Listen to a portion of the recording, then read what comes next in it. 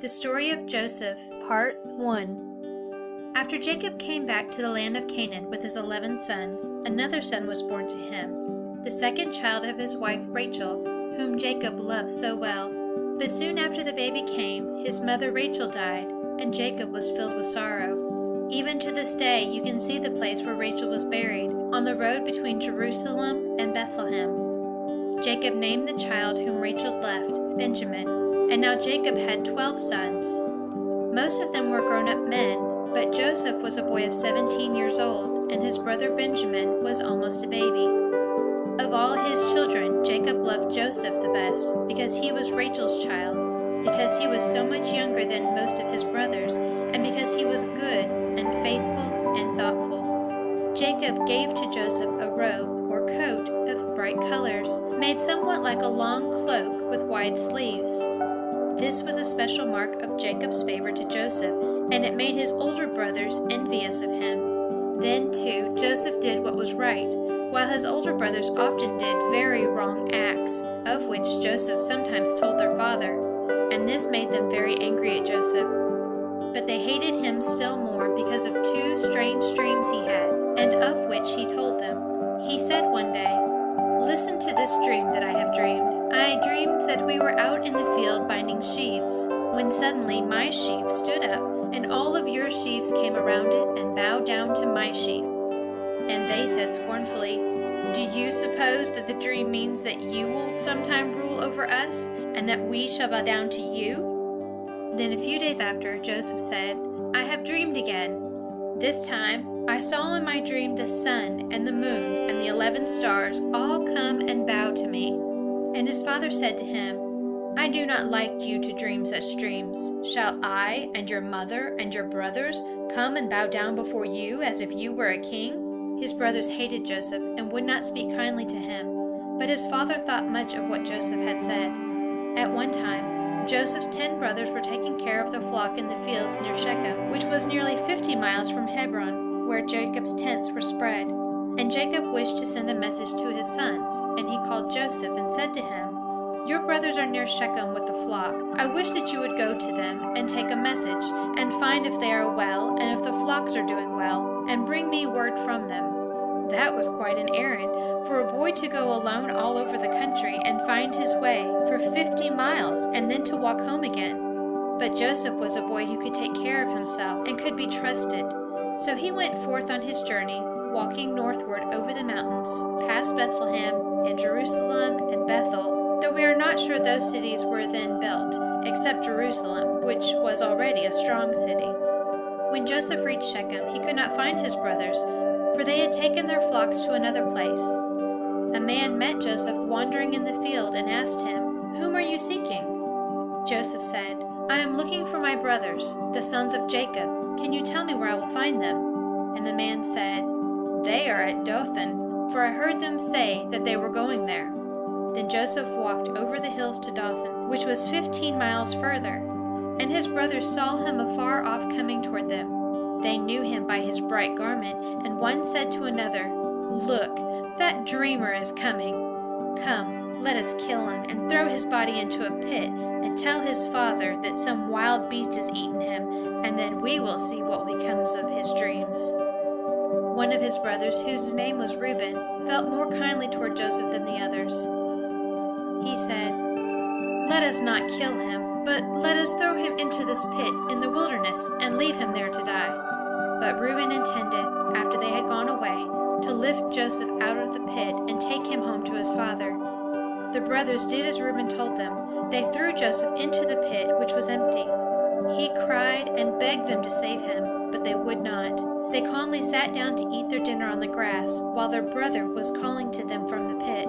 After the dinner, Reuben chanced to go to another part of the field, so that he was not at hand when a company of men passed by with their camels, going to Gilead on the east of the river Jordan to Egypt to sell spices and fragrant gum from the trees to the Egyptians. Then Judah, another of Joseph's brothers, said, "What good will it do us to kill our brother? Would it not be better for us to sell him to these men and let them carry him away? After all, he is our brother, and we would better not kill him." His brothers agreed with him, so they stopped the men who were passing, and drew up Joseph from the pit, and for 20 pieces of silver they sold Joseph to these men, and they took him away with them down to Egypt. After a while, Reuben came to the pit where they had left Joseph and looked into it, but Joseph was not there. Then Reuben was in great trouble, and he came back to his brothers, saying, "The boy is not there. What shall I do?" Then his brothers told Reuben what they had done, and they all agreed to deceive their father. They killed one of the goats and dipped Joseph's coat in its blood, and they brought it to their father, and they said to him, "We found this coat out in the wilderness. Look at it, father, and tell us if you think it was the coat of your son." And Jacob knew it at once. He said, "It is my son's coat. Some wild beast has eaten him. There is no doubt that Joseph has been torn in pieces."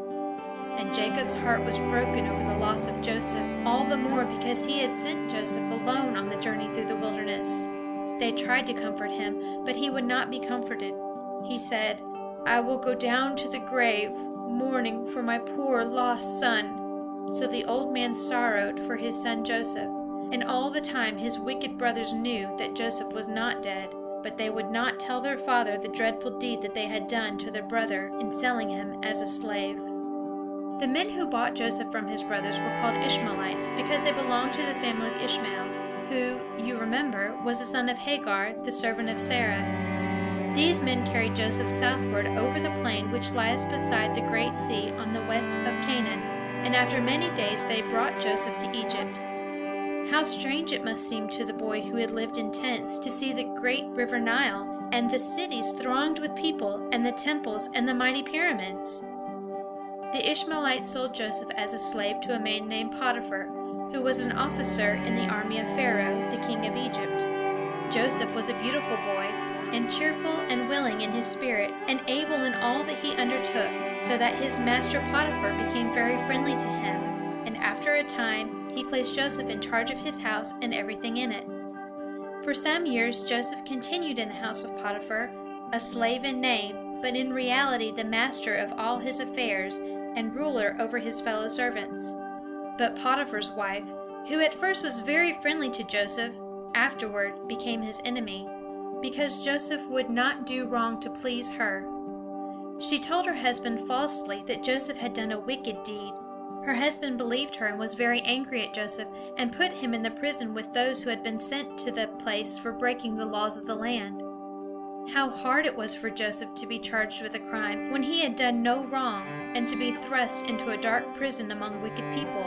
But Joseph had faith in God, that at some time all would come out right, and in the prison he was cheerful and kind and helpful, as he had always been.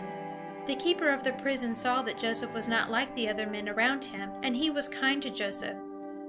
In a very little while Joseph was placed in charge of all of his fellow prisoners, and took care of them just as he had taken care of everything in Potiphar's house.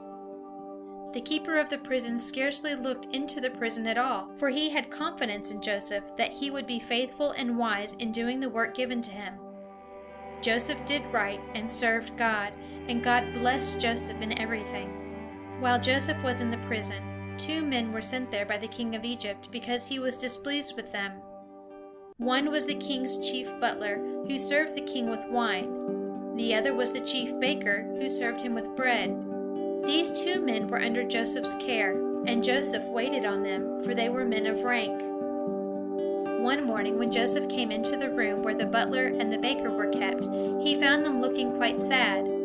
Joseph said to them, "Why do you look so sad today?" Joseph was cheerful and happy in his spirit, and he wished others to be happy also, even in prison.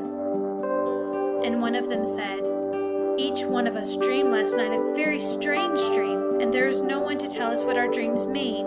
For in those times, before God gave the Bible to men, he often spoke to men in dreams, and there were wise men who could sometimes tell what the dreams meant. Tell me," said Joseph, "what your dreams are. Perhaps my God will help me to understand them." Then the chief butler told his dream.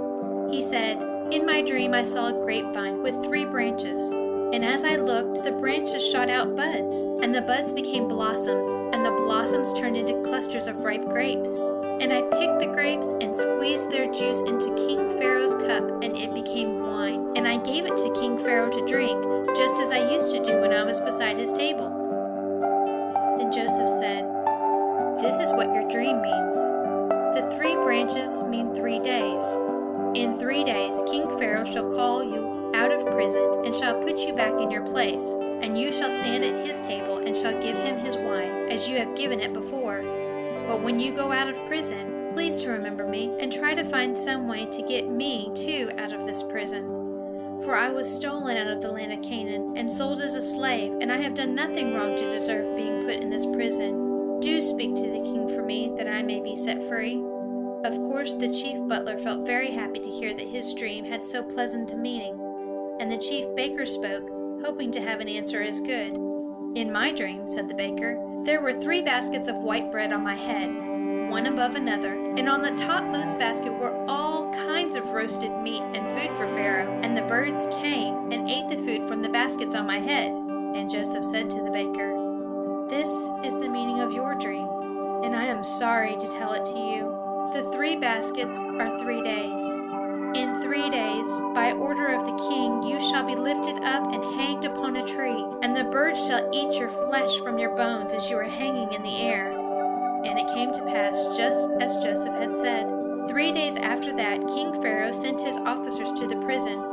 They came and took out both the chief butler and the chief baker. The baker they hung up by his neck to die, and left his body for the birds to pick in pieces. The chief butler they brought back to his old place, where he waited at the king's table, and handed him his wine to drink. You would have supposed that the butler would remember Joseph, who had given him the promise of freedom and had shown such wisdom. But in his gladness he forgot all about Joseph, and 2 full years passed by while Joseph was still in prison, until he was a man 30 years old.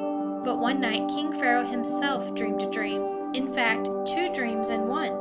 And in the morning he sent for all the wise men of Egypt and told to them his dreams. But there was not a man who could give the meaning of them. And the king was troubled, for he felt that the dreams had some meaning which it was important for him to know. Then suddenly the chief butler, who was by the king's table, remembered his own dream in the prison 2 years before, and remembered too the young man who had told its meaning so exactly. And he said, "I do remember my faults this day. 2 years ago King Pharaoh was angry with his servants, with me and the chief baker, and he sent us to the prison. While we were in the prison, one night each of us dreamed a dream, and the next day a young man in the prison, a Hebrew from the land of Canaan, told us what our dreams meant. And in 3 days they came true, just as the young Hebrew had said. I think that if this young man is in the prison still, he could tell the king the meaning of his dreams." You notice that the butler spoke of Joseph as a Hebrew. The people of Israel, to whom Joseph belonged, were called Hebrews as well as Israelites. The word Hebrew means one who crossed over, and it was given to the Israelites because Abraham, their father, had come from a land on the other side of the great river Euphrates, and had crossed over the river on his way to Canaan. Then King Pharaoh sent in haste to the prison for Joseph, and Joseph was taken out, and he was dressed in new garments, and was led in to Pharaoh in the palace. And Pharaoh said, "I have dreamed a dream, and there is no one who can tell what it means. And I have been told that you have power to understand dreams and what they mean." And Joseph answered Pharaoh, "The power is not in me, but God will give Pharaoh a good answer. What is the dream that the king has dreamed?" "In my first dream," said Pharaoh, "I was standing by the river, and I saw 7 fat and handsome cows come up from the river to feed in the grass. And while they were feeding, 7 other cows followed them up from the river, very thin and poor and lean, such miserable creatures as I have never seen before. And the 7 lean cows ate up the 7 fat cows, and after they had eaten them up, they were as lean and miserable as before. Then I awoke, and I fell asleep again and dreamed again. In my second dream, I saw 7 heads of grain growing up on one stalk, large and strong and good. And then 7 heads came up after them that were thin and poor and withered. And the 7 thin heads swallowed up the 7 good heads, and afterward were as poor and withered as before. And I told these 2 dreams to all the wise men, and there is no one who can explain them. Can you tell me what these dreams mean?" And Joseph said to the king, "The 2 dreams have the same meaning. God has been showing to King Pharaoh what he will do in this land. The 7 good cows mean 7 years, and the 7 good heads of grain mean the same 7 years. The 7 lean cows and the 7 thin heads of grain also mean 7 years. The good cows and the good grain mean 7 years of plenty, and the 7 thin cows and thin heads of grain mean 7 poor years. There are coming upon the land of Egypt 7 years of such plenty as have never been seen, when the fields shall bring greater crops than ever before, and after those years shall come 7 years when the fields shall bring no crops at all. And then, for 7 years, there shall be such need that the years of plenty will be forgotten, for the people will have nothing to eat. Now, let King Pharaoh find some man who is able and wise, and let him set this man to rule over the land. And during the 7 years of plenty, let a part of the crops be put away for the years of need. If this shall be done, then when the years of need come, there will be plenty of food for all the people, and no one will suffer, for all will have enough. And King Pharaoh said to Joseph, "Since God has shown you all this, there is no other man as wise as you. I will appoint you to do this work, and to rule over the land of Egypt. All the people shall be under you.